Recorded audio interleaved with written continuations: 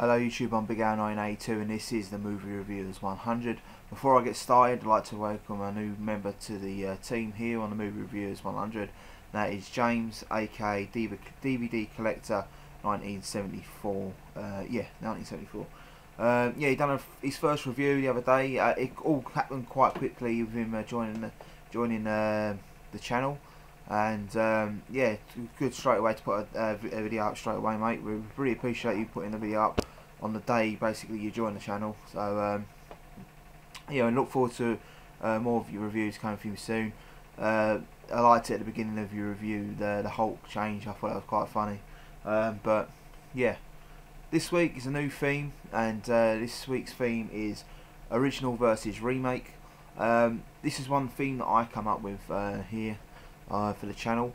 The reason why I picked it is because there's always a lot of discussions of that's not as good as the original, or actually I prefer the remake to the original.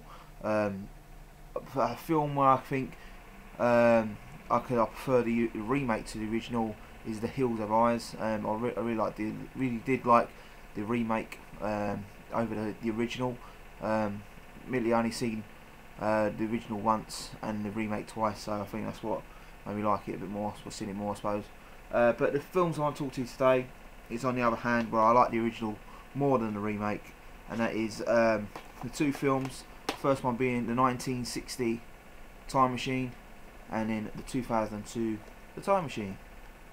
So this is remake, or original versus remake. If you can hear some noise in the background, that's my washing machine for a start off. You might hear some tank taking off. I've talked about this film in the past on the Movie Reviewers 100 and on my own channel. This is one of my favourite films of all time. For me, really great story, really great characters. I liked the parody on The Big Bang Theory. I was watching it on E4 the other day, and it came up with a Time Machine episode. They all four of them put in some money and buy the original Time Machine, and then Sheldon has a nightmare about the Morlocks. So it was quite funny. But yeah, for me, the original, these films are slightly different from each other. They've got the same name, but I think this is more towards the H.G. Wells novel, and it's sort of like a reimagining of the story. I may be wrong. Basically, this one starts off with a guy who gets plans for an adventure. He builds this time machine. He wants to explore the future, and when he goes into the future, he notices that there's war, and he wants to go further on and see what's happening to humankind. And then he eventually gets to this point in time in the distant future where humanity is sort of gone back instead of going forward after wars. And he meets this woman, and he finds out that these creatures called the Morlocks, who sort of take the humans as prisoner and get them to do things, and basically they kill them off, and nasty things happen. But yeah, the original for me, I just like it has that sense of adventure, and I've watched this many times, and I just really do enjoy every time I do watch this film. The 2002 release, I just literally gave this a watch again.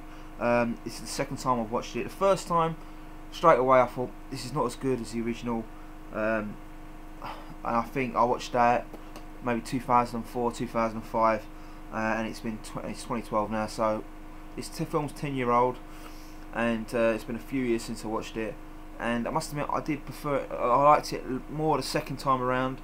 Guy Pearce, I think, plays an okay part. You got Samantha Mumba, who was a pop star at one point, I think. Most of the time she was doing this as well. She's been out of the limelight for a long while. It's sort of like a reimagining of the story. This basically starts off where he's got this girlfriend, or this woman, who in his life, and he proposes to her, and then they get mugged and she gets murdered.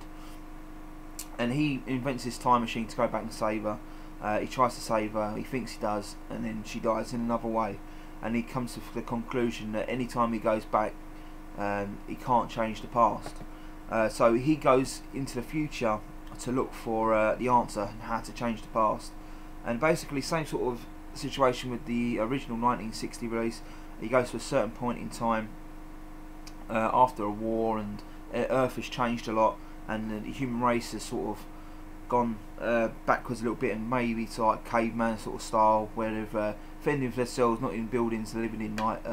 Well, on this one, I think the set looks really brilliant. When they're like on the edge of a cliff, and they got like these I don't know, like tree houses sort of on the side of a brick, on the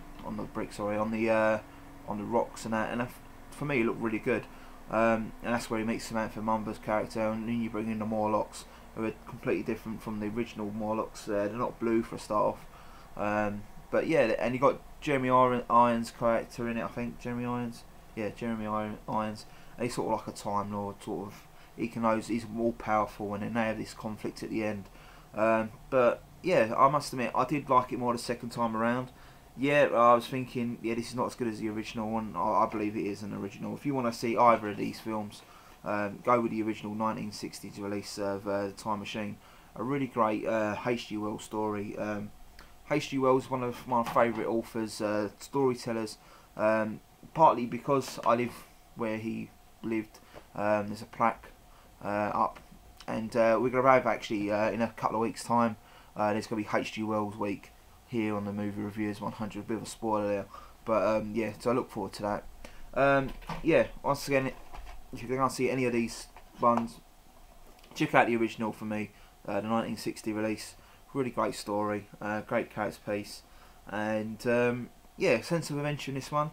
If you can't watch old films and you're yeah, it's not in black and white, it's in colour, but you can't stand old films, and you want to check out this one. Yeah, it does look a lot better on the eye. I put it in my Blu-ray player and it upscaled it quite nicely. I was quite impressed. But for me, it's just lacking something that the 1960s film gave me. But there we go. Original versus remake week. I will go with the original. I'd like to see what everyone else picks this week here on the Movie Reviewers 100. Check out their reviews coming, and I hope you all have a great weekend. Goodbye.